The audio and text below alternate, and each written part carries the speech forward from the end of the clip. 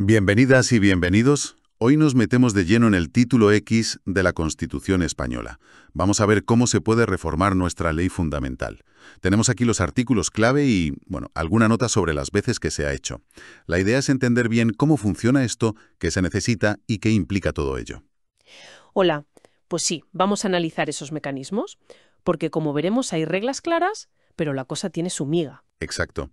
A primera vista parece todo muy ordenado, pero enseguida te das cuenta de que, bueno, no todas las reformas son iguales, ni mucho menos igual de fáciles.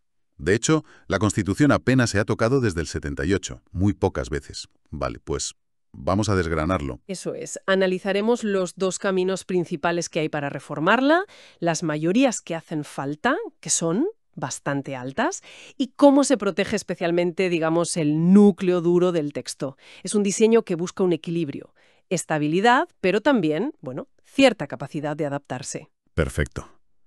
Empecemos por lo primero. ¿Quién puede decir vamos a reformar la Constitución? ¿Quién puede iniciar el proceso? El artículo 166 es bastante directo, ¿no? Nos manda al 87 apartados 1 y 2. Las reglas generales. Efectivamente. Eso significa que la iniciativa la tiene el Gobierno, el Congreso, el Senado y también las asambleas legislativas de las comunidades autónomas. No es algo que pueda proponer, cualquiera. Está reservado a los principales actores institucionales. Entendido. Los que ya proponen leyes normales, básicamente. Justo. Se busca un primer filtro, digamos, de seriedad, de representatividad. Vale, ya sabemos quién puede empezar. Ahora, el cómo. El artículo 167 describe la vía común, no, el procedimiento ordinario. Y aquí ya vemos que fácil no es. Piden una mayoría de 3/5. En cada cámara. Sí, 3/5 en el Congreso y 3/5 en el Senado. Un 60% en cada sitio. Uf, 3/5.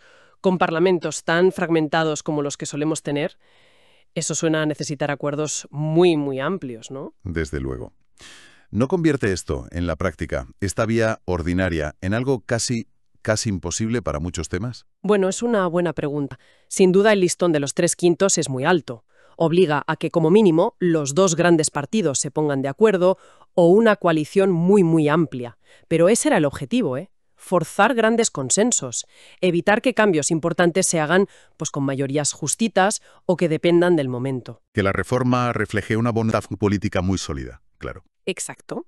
Y si no se consigue ese acuerdo inicial, esos 3/5 en las dos cámaras, ¿se para todo? No necesariamente. Hay un plan B, digamos. Se crea una comisión mixta paritaria. Mitad diputados, mitad senadores. Eso es, para intentar buscar un texto de consenso, uno nuevo que pueda gustar a ambos. Y ese texto, pues, a votarlo otra vez. Vale, una segunda oportunidad para el acuerdo. Pero aquí la cosa se puede complicar más, ¿no? ¿Qué pasa si ni esa comisión mixta se pone de acuerdo? ¿O si su texto tampoco saca los 3/5 en ambas cámaras? ¿Hay alguna salida más? Sí, que va una última opción. Lo dice el apartado 2 del 167. A ver, si el texto de la comisión no logra los 3/5 en el Senado, pero sí ha conseguido allí la mayoría absoluta. ¿Más de la mitad de los senadores? Exacto. Entonces el Congreso puede aprobar la reforma él solo. Pero ojo, ¿qué pasa? Que necesita una mayoría aún más fuerte. 2/3 de sus miembros. Un 66,7%. Ah, caray. O sea que el Congreso tiene la última palabra, pero solo si antes ha habido un apoyo importante en el Senado, al menos la mayoría absoluta. Y además necesita una supermayoría en el propio Congreso. No es un cheque en blanco para el Congreso. Para nada. Es una prevalencia final, sí, pero muy condicionada, muy exigente. Refleja un poco el sistema bicameral que tenemos, ¿no? Imperfecto, donde el Congreso suele pesar más. Pero aquí se busca el máximo acuerdo posible. Entendido. Y una vez que las Cortes aprueban la reforma por esta vía ordinaria, ¿hay referéndum? ¿Vota la gente? Aquí hay un detalle importante. El 167.3 dice que la reforma puede ser sometida a referéndum. Puede, no que deba serlo. Ah, o sea, no es obligatorio. No, solo se hace, si lo pide, y rápido, en los 15 días siguientes a la aprobación, una 1/10 parte de los miembros de cualquiera de las cámaras, del Congreso o del Senado. Anda. O sea que si nadie de los diputados o senadores lo pide, la reforma entra en vigor sin más. Sin consulta popular. Efectivamente. En este procedimiento, el referéndum es como una garantía extra que pueden activar las minorías parlamentarias. Si creen que una reforma, aunque tenga apoyo amplio, debería ratificarla el pueblo directamente. Pero si esas minorías no lo ven necesario o no llegan a esa décima parte, pues no hay referéndum. Exacto. Vale, esa es la vía normal, la del 167. Pero luego está el coco, ¿no? El artículo 168, para palabras mayores. Sí. El 168 se activa si se propone una revisión total de la Constitución. Rehacerla entera. O una reforma parcial que toque elementos, absolutamente esenciales, el corazón de la Constitución. ¿Y cuáles son esos elementos tan blindados? Pues mira, el título preliminar, que es donde están los principios básicos del Estado, la soberanía, la forma política. Luego, la sección primera del capítulo segundo del título 1. Los derechos fundamentales y libertades públicas más protegidos, ¿no? Vida, libertad ideológica, expresión. Esos mismos.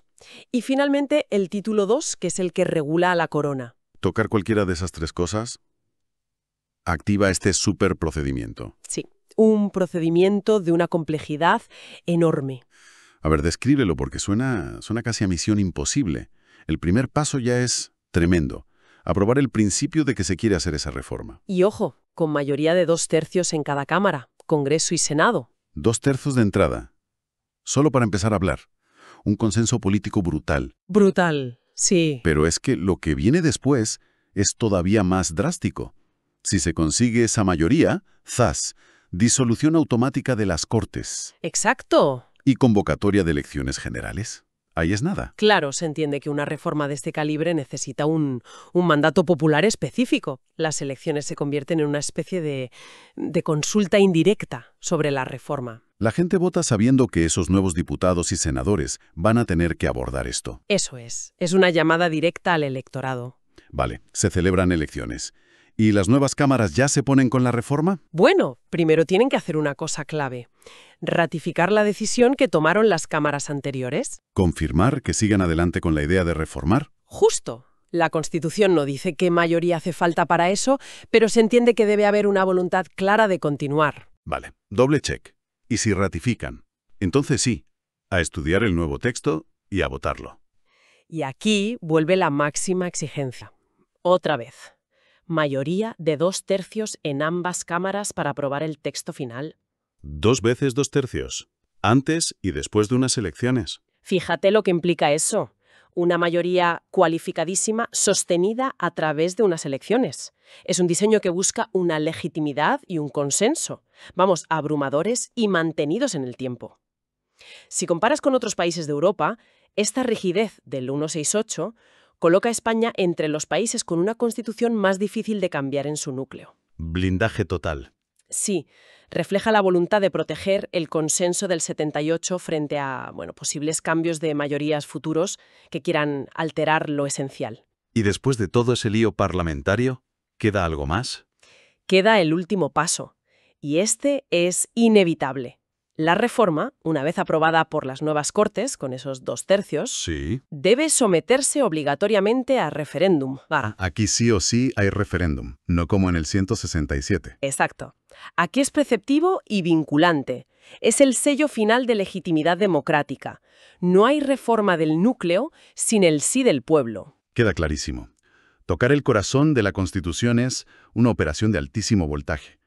Pero además de estas vías, hay momentos en los que ni siquiera se puede empezar, ¿no? El artículo 169. Eso es. Pone límites temporales. El 169 es muy claro. No se puede iniciar ninguna reforma constitucional, ni la normal ni la súper difícil, en tiempo de guerra. Lógico. Y tampoco mientras esté vigente alguno de los estados excepcionales del artículo 116, alarma, excepción o sitio. ¿Por qué esta prohibición? ¿Cuál es la idea? Pues proteger la propia Constitución y el proceso democrático en momentos de crisis máxima. Evitar que situaciones de anormalidad, donde igual las libertades están limitadas o no hay una deliberación pública plena. Que no se aproveche la situación para cambiar las reglas del juego. Exactamente. Es una salvaguarda. Asegurar que cualquier cambio se haga en un contexto de normalidad institucional y democrática. Preservar la estabilidad justo cuando el sistema podría ser más vulnerable. Bien, hemos visto la teoría. ¿Quién, cómo, cuándo sí, cuándo no? Pero suena todo tan complicado, sobre todo el 168, que la pregunta es obvia. ¿Se ha usado alguna vez esto en la práctica? Las notas que tenemos dicen que la Constitución se ha reformado poquísimo. Efectivamente, la práctica confirma esa rigidez. Desde 1978 solo ha habido unas pocas modificaciones.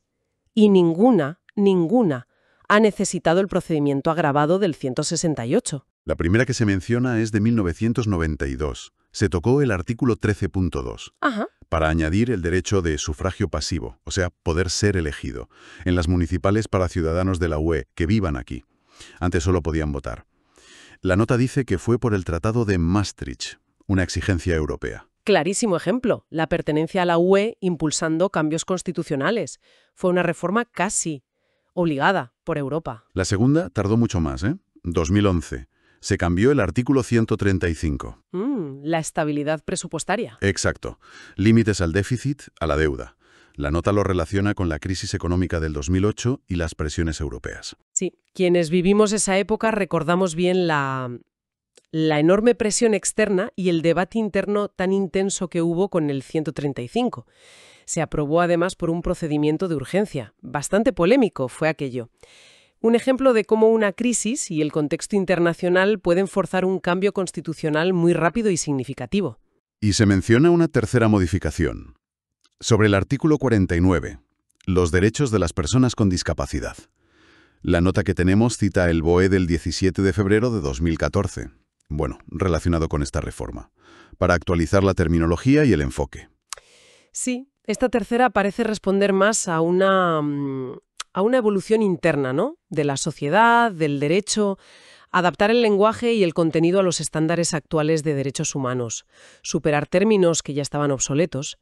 Es interesante ver cómo conviven reformas por factores externos, como la UE o la crisis, con otras que surgen de la propia evolución social y jurídica. Y lo importante, como decías, ninguna de estas tres, la europea, la económica, la social, tocó las materias superprotegidas del 168. Exacto. Todas fueron por la vía ordinaria del 167, que ya vimos que exige sus 3/5, pero, vamos, nada que ver con la complejidad del 168. Esto nos dice que, hasta hoy, el núcleo duro constitucional del 78, principios del Estado, derechos fundamentales clave, corona, sigue intacto, lo cual subraya esa enorme estabilidad, o si quieres, la enorme dificultad para cambiar esos elementos centrales. Entonces, si tuviéramos que resumir, ¿qué significa todo esto?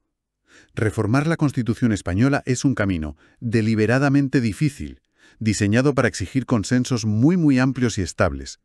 Hay una ruta exigente para lo normal y una ruta extraordinariamente difícil, casi disuasoria, para lo esencial. Y además, momentos en los que la puerta está directamente cerrada. Precisamente. El sistema español opta por una rigidez notable. Busca proteger el pacto fundamental de cambios impulsivos o partidistas o que no respondan a una voluntad general muy sólida y meditada. Las mayorías altas, los referéndums, la dificultad extrema para tocar el núcleo, son todo herramientas para eso. Es el clásico dilema, ¿no? Estabilidad versus adaptación. Y la Constitución española parece inclinarse mucho hacia la estabilidad, sobre todo en lo esencial. Y claro, después de analizar todo esto, surge una reflexión final, casi inevitable. Viendo esta rigidez tan marcada, sobre todo la del 168, que parece un cerrojo, y también los límites del 169 en tiempos de crisis, ¿qué implicaciones tiene esto para la capacidad real de la Constitución de adaptarse? Adaptarse a cambios sociales, tecnológicos, geopolíticos, que pueden ser muy rápidos o muy profundos. Es la gran pregunta. ¿O podría esa rigidez, pensada como garantía, convertirse en un problema? ¿En una fuente de bloqueo o de desafección si impide adaptar el marco a nuevas realidades de forma ágil? Es una cuestión clave, sin duda, y no tiene una respuesta fácil. Dependerá mucho de la voluntad política, de la capacidad de consenso que haya en cada momento. Una pregunta abierta, desde luego. Algo sobre lo que seguir pensando.